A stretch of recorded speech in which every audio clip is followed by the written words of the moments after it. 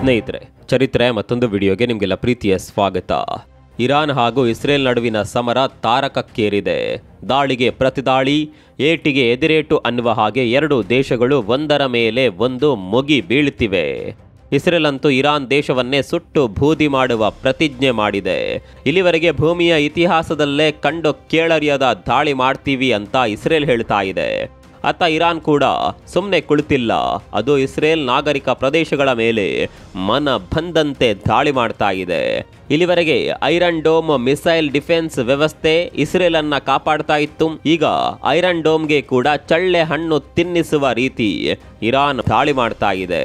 ಹೀಗಾಗಿ ಇಸ್ರೇಲ್ನಲ್ಲಿ ಕೂಡ ಸಾವು ನೋವುಗಳು ಆಗ್ತಾ ಇದೆ. ಯಾವಾಗ ಇರಾನ್ ತನ್ನ ನಾಗರಿಕ ಪ್ರದೇಶಗಳ ಮೇಲೆ ದಾಳಿ ಮಾಡ್ತೋ ಅಲ್ಲಿಂದ ಇಸ್ರೇಲ್ ಅಕ್ಷರಶಃ ರೊಚ್ಚಿಗೆದ್ದು ಬಿಟ್ಟಿದೆ. ಕಚ್ಚಾ ತೈಲದ ಘಟಕಗಳನ್ನೇ ಟಾರ್ಗೆಟ್ ಮಾಡಿರುವ ಇಸ್ರೇಲ್ ಇರಾನ್ನಲ್ಲಿ ಸರ್ವನಾಶದ ಶಂಖನಾದ ಮೊಳಗಿಸಿದೆ. ಇಸ್ರೇಲ್ ಇರಾನ್ನ ತೈಲ ಸಂಗ್ರಹಾರಗಳ ಮೇಲೆ ದಾಳಿ ಮಾಡ್ತಾ ಇರೋದ್ರಿಂದ ಇಡೀ ಜಗತ್ತಿಗೆ ತೈಲ ಬರ ಎದುರಾಗುವ ಸಾಧ್ಯತೆ ಇದೆ. ಭಾರತದಲ್ಲಂತೂ ಇಂಧನ ಬೆಲೆ ದುಪ್ಪಟ್ಟಾಗುವ ಸಾಧ್ಯತೆ ಇದೆ. ಇದೆಲ್ಲದರ ನಡುವೆ ಇಸ್ರೇಲ್ ಪ್ರಧಾನಿ ಅದೊಂದು ಎಚ್ಚರಿಕೆಯನ್ನ ಕೊಟ್ಟುಬಿಟ್ಟಿದ್ದಾರೆ. ಆ ಎಚ್ಚರಿಕೆಯನ್ನ ನೋಡಿ ಪಾಕಿಸ್ತಾನ ಘಡ ಅಂತ ನಡಕ್ತಾ ಇದೆ. ಅರೆ, ಸಂಘರ್ಷ ಆಗ್ತಾ ಇರೋದು ಇರಾನ್ ಹಾಗೂ ಇಸ್ರೇಲ್ ನಡುವೆ. ಇಲ್ಲಿ ಪಾಕಿಸ್ತಾನಕ್ಕೆ ಯಾಕೆ ಎಚ್ಚರಿಕೆ ಕೊಡಬೇಕು ಅಂತ ನೀವು ಕೇಳಬಹುದು. ಅದಕ್ಕೆ ಕಾರಣ ಇದೆ. ಸದ್ಯದ ಮಟ್ಟಿಗೆ ಇಸ್ರೇಲ್ ಪ್ರಧಾನಿ ನೆತನ್ಯಾಹು ಇರಾನ್ ಆದಮೇಲೆ ನಮ್ಮ ನೆಕ್ಸ್ಟ್ ಟಾರ್ಗೆಟ್ ಪಾಕಿಸ್ತಾನ ಅಂತ ಬಹಿರಂಗವಾಗಿಯೇ ಹೇಳಿಬಿಟ್ಟಿದ್ದಾರೆ. ಇದರ ಕುರಿತಂತೆ ವಿಡಿಯೋ ಒಂದು ಸಿಕ್ಕಾಪಟ್ಟೆ ವೈರಲ್ ಆಗ್ತಾ ಇದೆ. ಅಷ್ಟಕ್ಕೂ ಇರಾನ್ ಹಾಗೂ ಇಸ್ರೇಲ್ ನಡುವೆ ಸದ್ಯದ ಮಟ್ಟಿಗೆ ಏನಾಗ್ತಾ ಇದೆ, ಈ ಸಂಘರ್ಷದ ಅಪ್ಡೇಟ್ ಏನು, ಇಸ್ರೇಲ್ ಪ್ರಧಾನಿ ಪಾಕಿಸ್ತಾನಕ್ಕೆ ವಾರ್ನಿಂಗ್ ಕೊಟ್ಟಿದ್ದು ಯಾಕೆ, ಎಲ್ಲವನ್ನ ಡೀಟೇಲ್ ಆಗಿ ತೋರಿಸ್ತೀವಿ ನೋಡಿ.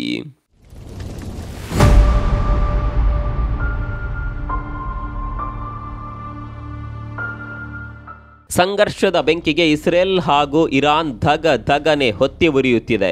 ಇರಾನ್ ನಾಗರಿಕ ಪ್ರದೇಶಗಳ ಮೇಲೆ ದಾಳಿ ಮಾಡ್ತಾ ಇದ್ರೆ ಇಸ್ರೇಲ್ ಮಾತ್ರ ಇರಾನ್ನ ಮಿಲಿಟರಿ ನೆಲೆಗಳನ್ನೇ ಉಡಿಸ್ ಮಾಡ್ತಾ ಇದೆ. ಇಲ್ಲಿವರೆಗೆ ಆಗಿರುವ ದಾಳಿಯಲ್ಲಿ ಒಟ್ಟು 170ಕ್ಕೂ ಹೆಚ್ಚು ಸ್ಥಳಗಳು, 720 ಮಿಲಿಟರಿ ಮೂಲ ಸೌಕರ್ಯಗಳ ಮೇಲೆ ಇಸ್ರೇಲ್ ದಾಳಿ ಮಾಡಿದೆ. ಅದರಲ್ಲೂ ಇಸ್ರೇಲ್ ಈ ಬಾರಿ ತೈಲ ನೆಲೆಗಳನ್ನು ಟಾರ್ಗೆಟ್ ಮಾಡ್ತಾ ಇದೆ. ಇರಾನ್ನ ತೈಲ ನೆಲೆಗಳನ್ನು ಗುರಿಯಾಗಿಸಿಕೊಂಡು ಇಸ್ರೇಲ್ ದಾಳಿ ನಡೆಸಿದ್ದು ಇದೇ ಮೊದಲು.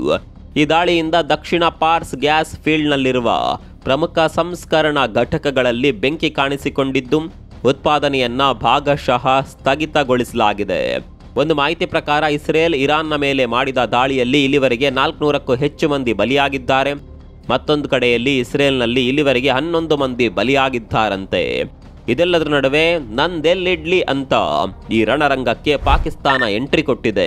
ಹೌದು, ಒಂದು ವೇಳೆ ಇರಾನ್ನ ಮೇಲೆ ಇಸ್ರೇಲ್ ಪರಮಾಣು ಬಾಂಬ್ ಹಾಕಿದ್ರೆ ಪಾಕಿಸ್ತಾನ ಕೂಡಲೇ ಇಸ್ರೇಲ್ ಮೇಲೆ ಪರಮಾಣು ದಾಳಿ ನಡೆಸುತ್ತೆ. ಇದು ಇರಾನ್ನ ಇಸ್ಲಾಮಿಕ್ ರೆವಲ್ಯೂಷನರಿ ಗಾರ್ಡ್ನ ಹಿರಿಯ ಅಧಿಕಾರಿ ಮತ್ತು ಇರಾನ್ನ ರಾಷ್ಟ್ರೀಯ ಭದ್ರತಾ ಮಂಡಳಿಯ ಸದಸ್ಯ ಕಮಾಂಡರ್ ಮೊಹೆನ್ಸ್ ರೆಝೈ ಅವರ ಹೇಳಿಕೆ. ಒಂದು ವೇಳೆ ಈ ಹೇಳಿಕೆ ನಿಜವೇ ಆಗಿದ್ರೆ ಅಲ್ಲಿಗೆ ಪಾಕಿಸ್ತಾನ ತನ್ನ ಗುಂಡಿಯನ್ನ ತಾನೇ ತೋಡಿಕೊಳ್ಳುತ್ತಿದೆ ಅನ್ನೋದರಲ್ಲಿ ಅನುಮಾನ ಬೇಡ. ಜುಜುಬಿ ಪಾಕಿಸ್ತಾನಕ್ಕೆ ಇಸ್ರೇಲ್ನ ಶತ್ರುತ್ವವನ್ನು ಕಟ್ಕೊಂಡು ಹೆಚ್ಚು ದಿನ ಇರೋದಕ್ಕೆ ಸಾಧ್ಯವೇ ಇಲ್ಲ. ಇಸ್ರೇಲ್ ಮನಸ್ಸು ಮಾಡಿದ್ರೆ ಪಾಕಿಸ್ತಾನ ಅನ್ನುವ ದೇಶವೇ ಇಲ್ಲ ಅಂತ ಮಾಡಿಬಿಡುತ್ತೆ. ತನ್ನಲ್ಲೇ ಸಾವಿರಾರು ಸಮಸ್ಯೆ ಇರುವಾಗ ಇಸ್ರೇಲ್ನ ಮೇಲೆ ಅಣುಬಾಂಬ್ ಹಾಕ್ತೀವಿ ಅನ್ನುವ ಅಹಂಕಾರದ ಹೇಳಿಕೆ ಇದೆಯಲ್ಲ, ಅದು ಮುಂದೊಂದು ದಿನ ಪಾಕಿಸ್ತಾನವನ್ನೇ ಸುಟ್ಟು ಬೂದಿ ಮಾಡಿ ಬಿಡಬಹುದು. ಪಾಕಿಸ್ತಾನದ ಈ ಭರವಸೆ ಬಹಿರಂಗವಾಗ್ತಾ ಇದ್ದಂತೆ ಇಸ್ರೇಲ್ ಪ್ರಧಾನಿ ಬೆಂಜಮಿನ್ ನೆತನ್ಯಾಹು ಹೇಳಿರುವ ಹೇಳಿಕೆ ಕೂಡ ವೈರಲ್ ಆಗ್ತಿದೆ.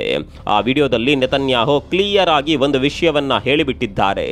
ಇರಾನ್ನ ನಂತರ ನಮ್ಮ ಮುಂದಿನ ಟಾರ್ಗೆಟ್ ಪಾಕಿಸ್ತಾನ. ಇಸ್ಲಾಮಿಕ್ ದೇಶದ ಬಳಿ ನ್ಯೂಕ್ಲಿಯರ್ ವೆಪನ್ ಇದ್ರೆ ಅದು ತುಂಬಾನೇ ಡೇಂಜರ್. ಜಗತ್ತಿನಲ್ಲಿ ಶಾಂತಿ ನೆಲೆಸಬೇಕು ಅಂದರೆ ಇರಾನ್ ಹಾಗೂ ಪಾಕಿಸ್ತಾನಗಳನ್ನು ನಾವು ಮಟ್ಟ ಹಾಕಲೇಬೇಕು ಅನ್ನುವ ಅರ್ಥದಲ್ಲಿ ನೆತನ್ಯಾಹು ಈ ವಿಡಿಯೋದಲ್ಲಿ ಮಾತನಾಡಿದ್ದಾರೆ. ಹಾಗಂತ ಇದು AI ಜನರೇಟೆಡ್ ವಿಡಿಯೋ ಅಂತ ಅಂದ್ಕೊಳ್ಬೇಡಿ, ಇದು ಅಸಲಿ ವಿಡಿಯೋ. ಆದರೆ ಈ ಮಾತುಗಳನ್ನು ಈಗ ಹೇಳಿದ್ದಲ್ಲ, ಬದಲಾಗಿ 10 ವರ್ಷದ ಹಿಂದಿನ ವಿಡಿಯೋ ಇದು. 10 ವರ್ಷದ ಹಿಂದೆಯೇ ನೆತನ್ಯಾಹು ತಮ್ಮ ಮುಂದಿನ ಟಾರ್ಗೆಟ್ಗಳ ಬಗ್ಗೆ ಹೇಳಿಬಿಟ್ಟಿದ್ರು. ಅದರಲ್ಲಿ ಈಗ ಮೊದಲ ಟಾರ್ಗೆಟ್ ಮೇಲೆ ದಾಳಿ ಮಾಡ್ತಾ ಇದ್ದಾರೆ. ಇಸ್ರೇಲ್ ಏನೇ ಮಾಡಿದ್ರು ಪರ್ಫೆಕ್ಟ್ ಆಗಿ ಪ್ಲಾನ್ ಮಾಡುತ್ತೆ. ಈಗ ಇರಾನ್ನ ಮೇಲೆ ದಾಳಿ ಮಾಡ್ತಾ ಇರೋದರ ಹಿಂದೆ ಹಲವು ವರ್ಷಗಳ ಪ್ಲಾನಿಂಗ್ ಇದೆ. ಇರಾನ್ ನ್ಯೂಕ್ಲಿಯರ್ ಪ್ರಾಜೆಕ್ಟ್ ಅನ್ನ ಮಾಡ್ತಾ ಇದೆ ಅನ್ನುವ ಕಾರಣಕ್ಕಾಗಿ ಇರಾನ್ನ ಮೇಲೆ ಇಸ್ರೇಲ್ ದಾಳಿ ಮಾಡ್ತಾ ಇದೆ. ಮುಂದಿನ ದಿನಗಳಲ್ಲಿ ಪಾಕಿಸ್ತಾನವನ್ನ ಕೂಡ ಇಸ್ರೇಲ್ ಟಾರ್ಗೆಟ್ ಮಾಡುತ್ತೆ ಅನ್ನೋದರಲ್ಲಿ ಯಾವುದೇ ಅನುಮಾನ ಬೇಡ. ಇಲ್ಲಿ 10 ವರ್ಷದ ಹಿಂದೆಯೇ ನೆತನ್ಯಾಹು ಯಾವ ರೀತಿ ಪ್ರೆಡಿಕ್ಟ್ ಮಾಡಿದ್ರು ನೋಡಿ. ಪಾಕಿಸ್ತಾನ ಕೂಡ ಡೇಂಜರ್, ಹೀಗಾಗಿ ಪಾಕಿಸ್ತಾನವು ಕೂಡ ನಮ್ಮ ಟಾರ್ಗೆಟ್ ಅಂತ ಮೊದಲೇ ಹೇಳಿದ್ರು ನೆತನ್ಯಾಹು. ಅವ್ರು ಹೇಳಿದ ರೀತಿಯೇ ಈಗ ಪಾಕಿಸ್ತಾನ ತನ್ನ ಬಳಿ ಇರುವ ನ್ಯೂಕ್ಲಿಯರ್ ವೆಪನ್ನಿಂದ ಇಸ್ರೇಲ್ನ ಮೇಲೆ ದಾಳಿ ಮಾಡೋದಕ್ಕೆ ಪ್ಲಾನ್ ಮಾಡಿಕೊಂಡಿದೆ. ಇದನ್ನ ಸ್ವತಃ ಇರಾನೇ ಜಗತ್ತಿನ ಮುಂದೆ ಹೇಳಿಬಿಟ್ಟಿದೆ. ನಮಗೆ ಪಾಕಿಸ್ತಾನ ಸಪೋರ್ಟ್ ಮಾಡುತ್ತೆ, ನ್ಯೂಕ್ಲಿಯರ್ ವೆಪನ್ ಕೊಡುತ್ತೆ ಅಂತ ಬಹಿರಂಗವಾಗಿಯೇ ಇರಾನ್ ಹೇಳಿಕೊಂಡಿದೆ. ಈ ಹೇಳಿಕೆ ಇದೆಯಲ್ಲ, ಅದು ಪಾಕಿಸ್ತಾನದ ಮೇಲೆ ಮುಂದಿನ ದಿನಗಳಲ್ಲಿ ದೊಡ್ಡ ಮಟ್ಟಿನ ಪರಿಣಾಮವನ್ನೇ ಬೀರೋದರಲ್ಲಿ ಯಾವುದೇ ಅನುಮಾನ ಬೇಡ. ಜಗತ್ತಿನಲ್ಲಿ ಉಳಿದ ದೇಶಗಳನ್ನು ಎದುರು ಹಾಕ್ಕೊಳ್ಳೋದು ಬೇರೆ ಲೆಕ್ಕ. ಒಂದು ಪಕ್ಷ ಅಮೆರಿಕವನ್ನ ಬೇಕಾದರೂ ಎದುರು ಹಾಕ್ಕೊಳ್ಬಹುದು, ಆದರೆ ಇಸ್ರೇಲ್ ಅನ್ನ ಎದುರು ಹಾಕ್ಕೊಂಡವರು ಉಳಿದ ಇತಿಹಾಸವೇ ಇಲ್ಲ. ಹಮಾಸ್ನ ಕತೆ ಈಗ ಏನಾಯಿತು ಅನ್ನೋದು ನಿಮಗೆಲ್ಲ ಚೆನ್ನಾಗಿಯೇ ಗೊತ್ತಿದೆ. ಅದೇ ಪರಿಸ್ಥಿತಿ ಪಾಕಿಸ್ತಾನಕ್ಕೂ ಕೂಡ ಬಂದು ಬಿಡಬಹುದು. ಹೀಗೆ ಒಂದು ಕಡೆಯಲ್ಲಿ ಪಾಕಿಸ್ತಾನ ಇರಲಾರದೆ ಇರುವೆ ಬಿಟ್ಕೊಂಡ್ರೆ, ಅತ್ತ ಇಸ್ರೇಲ್ ಇರಾನ್ನ ಸರ್ವೋಚ್ಚ ನಾಯಕನನ್ನೇ ಮುಗಿಸುವ ಪ್ಲಾನ್ ಮಾಡಿತ್ತು ಅನ್ನುವ ವಿಚಾರ ಬಹಿರಂಗವಾಗಿದೆ. ಹೌದು, ಇಸ್ರೇಲ್ ಒಮ್ಮೆ ಟಾರ್ಗೆಟ್ ಮಾಡಿದ್ರೆ ಮುಗೀತು. ಶತ್ರು ಯಾವ ಬಿಲದಲ್ಲಿ ಅಡಗಿದ್ರೂ ಬಿಡೋದಿಲ್ಲ. ಹಾಗೆ ನೋಡ್ಲಿಕ್ಕೆ ಹೋದ್ರೆ ಇಸ್ರೇಲ್ ಇಲ್ಲಿವರೆಗೆ ಇರಾನ್ನ ಸರ್ವೋಚ್ಚ ನಾಯಕನ ಕಥೆಯನ್ನ ಮುಗಿಸಿಬಿಡ್ತಾ ಇತ್ತು. ಆದರೆ ಅದನ್ನ ಅಮೆರಿಕ ತಡೆದಿದೆ ಅನ್ನುವ ಮಾಹಿತಿ ಇದೆ. ಹೌದು, ಇರಾನ್ನ ಸರ್ವೋಚ್ಚ ನಾಯಕ ಅಯತೊಲ್ಲಾ ಅಲಿ ಖಮೇನಿಯನ್ನ ಕೊಲ್ಲಲು ಇಸ್ರೇಲ್ ನಿರ್ಧರಿಸಿದ್ದರೂ ಅಮೆರಿಕ ಅದನ್ನ ತಡೆಯಿತು ಅನ್ನುವ ವರದಿಗಳು ಹೊರಬಿದ್ದಿದೆ. ಇರಾನಿಯನ್ನರು ಯಾವುದೇ ಅಮೆರಿಕನ್ನರನ್ನ ಕೊಲ್ಲಿಲ್ಲ. ಅವರು ಹಾಗೆ ಮಾಡುವವರೆಗೆ ರಾಜಕೀಯ ನಾಯಕತ್ವವನ್ನ ಗುರಿಯಾಗಿಸಿಕೊಳ್ಳುವ ವಿಷಯದ ಬಗ್ಗೆ ನಾವು ಮಾತನಾಡೋದಿಲ್ಲ ಅಂತ ಹೇಳಿಕೆ ನೀಡಿದ ಅಮೆರಿಕ ಖಮೇನಿಯನ್ನ ಬಚಾವ್ ಮಾಡಿತ್ತಂತೆ. ಒಂದು ವೇಳೆ ಅಮೆರಿಕ ಗ್ರೀನ್ ಸಿಗ್ನಲ್ ಕೊಡ್ತಾ ಇದ್ರೆ ಇಲ್ಲಿವರೆಗೆ ಖಮೇನಿ ಕೇಲ್ ಖತಮ್ ಆಗ್ತಾ ಇತ್ತಂತೆ. ಹೀಗೆ ಅಮೆರಿಕ ಇರಾನ್ನ ಸರ್ವೋಚ್ಚ ನಾಯಕನನ್ನ ಬಚಾವ್ ಮಾಡಿದರೆ, ಮತ್ತೊಂದು ಕಡೆಯಲ್ಲಿ ಇರಾನ್ ಟ್ರಂಪ್ ಅನ್ನೇ ಕೊಲ್ಲೋದಕ್ಕೆ ಪ್ರಯತ್ನ ಮಾಡ್ತಾ ಇದೆ ಅಂತ ನೆತನ್ಯಾಹು ಆರೋಪ ಮಾಡಿದ್ದಾರೆ.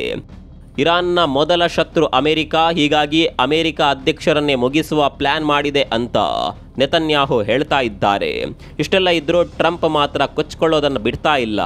ಎರಡು ದೇಶಗಳ ಜೊತೆ ಮಾತುಕತೆ ನಡೆಸ್ತೀನಿ, ಯಾವ ರೀತಿ ಪಾಕಿಸ್ತಾನ ಹಾಗೂ ಭಾರತದ ನಡುವೆ ಕದನ ವಿರಾಮ ಮಾಡಿದ್ನೋ ಅದೇ ರೀತಿ ಈ ದೇಶಗಳ ನಡುವೆ ಕೂಡ ಕದನ ವಿರಾಮ ಘೋಷಣೆ ಆಗುವಂತೆ ಮಾಡ್ತೇನೆ ಅಂತ ಟ್ರಂಪ್ ಕೊಚ್ಕೊಂಡಿದ್ದಾರೆ.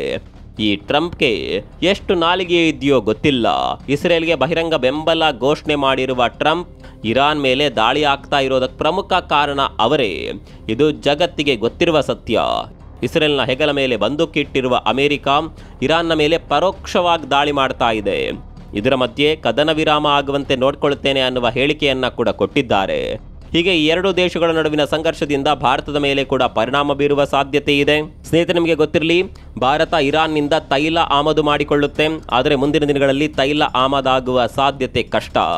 ಇದರಿಂದ ಭಾರತದಲ್ಲಿ ಕೂಡ ತೈಲ ಬೆಲೆ ಹೆಚ್ಚಳವಾಗುವ ಸಾಧ್ಯತೆ ದಟ್ಟವಾಗಿದೆ. ಅದೇನೇ ಇರಲಿ, ಈ ಸಂಘರ್ಷ ದೊಡ್ಡ ಮಟ್ಟಿಗೆ ಹೋಗುವ ಎಲ್ಲ ಲಕ್ಷಣಗಳು ಕಾಣಿಸುತ್ತಿದೆ. ಜಗತ್ತಿನ ಮೇಲೆ ಕೂಡ ಅದರ ಪರಿಣಾಮ ದೊಡ್ಡ ಮಟ್ಟದಲ್ಲೇ ಆಗುತ್ತೆ. ಈ ವಿಚಾರದ ಬಗ್ಗೆ ನಿಮ್ಗೆ ಏನಿಸುತ್ತೆ ಕಾಮೆಂಟ್ ಮಾಡಿ.